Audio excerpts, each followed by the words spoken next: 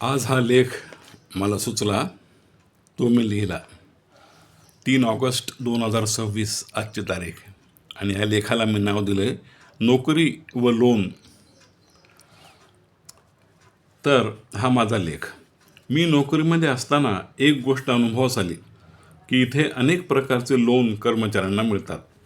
त्यात पुन्हा स्टाफचे जे लोक आहेत त्यांना नियमाप्रमाणे किंवा सुविधा म्हणून व्याजदर कमी असतो. मी तर आमच्याकडे म्हणजे बँकेत असे पाहिले की जवळपास 90% लोकांनी सर्व्हिसमध्ये हाऊसिंग लोन घेतले असेल. उरलेल्या फारच थोड्या प्रमाणात जे कर्मचारी आहेत 10%, त्यांचे असे मत दिसले की आपल्याला गृहकर्ज पब्लिकपेक्षा खूप कमी व्याजामध्ये मिळतं, पण घेतलेल्या कर्जापेक्षा जवळपास दुप्पट पैसे आपल्याला भरावे लागतात. पब्लिकला तर तिप्पट भरावे लागत असतील. पण आपण दुप्पट तरी कशामुळे द्यायचे? पैसे जास्त जातात. रिटायर झाल्यानंतर जे भरभक्कम पैसे मिळतात त्यातून मग आपण घर फ्लॅट घेऊ शकतो, असं त्या लोकांचं मत असेल.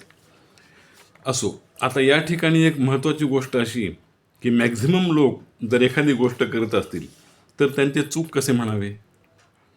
कारण मेजॉरिटी कॅरीज लॉ असं म्हणतात. व्याज तर सगळेच भरत असतात.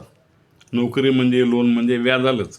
पण आज तुम्हाला जे एकदम लाखो रुपये घर घेण्यासाठी मिळत आहेत ते तुम्ही रिटायर झाल्यानंतर तेवढे मिळतील का? त्यावेळी एकदम 25-30 लाख मिळतील रिटायरमेंटनंतर, पण त्यात मुलाचे शिक्षण, मुलीचे लग्न वगैरेमध्येच अफाट खर्च होतो. तो करत असताना आपण घर कधी घेणार?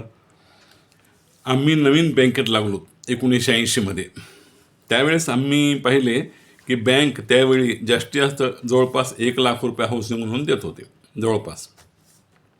बाकी आपण ॲडजस्ट करायचे.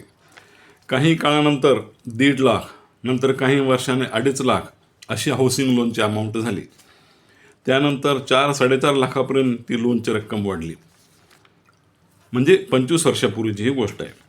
आता तर आमचा मुलगा मला म्हणाला की बाबा, आता हाऊसिंग लोन म्हणून अवार्ड स्टाफला 40 लाख मिळतात आणि ऑफिसर लोकांना 60 लाख रुपयापर्यंत कर्ज मिळते हाऊसिंग लोन. पहा, हा काळाचा महिमा. असो, या ठिकाणी आपल्याला सांगायचे ते हेच की नोकरीच्या काळात आवर्जून असे महत्त्वाचे लोन घेतले पाहिजेत. नोकरीतून रिटायर झाल्यानंतर माणूस काहीच करू शकत नाही. मग शेवटी त्याला तुळतुळ वाटते, पश्चाताप होतो लोन घेतले नाही म्हणून. राहा मग जन्मभर किरायाच्या घरात. गेलेली वेळ थोडीच परत येणार. आपण समजा 5 लाख लोन घेतले तर व्याजासकट त्याचे 10 लाख फेडावे लागत असतील, हे मान्य. पण जो फ्लॅट तुम्ही लोनने घेतला त्या फ्लॅटची आजची किंमत 30 लाख रुपये आहे, हे लक्षात घ्या. आपल्या तिप्पट फायदा होतो. फेडले 10 लाख आणि मिळाले 30 लाख. म्हणून प्रत्येकाने अवश्य लोन घ्यावे, हेच आमचं या ठिकाणी सांगणं.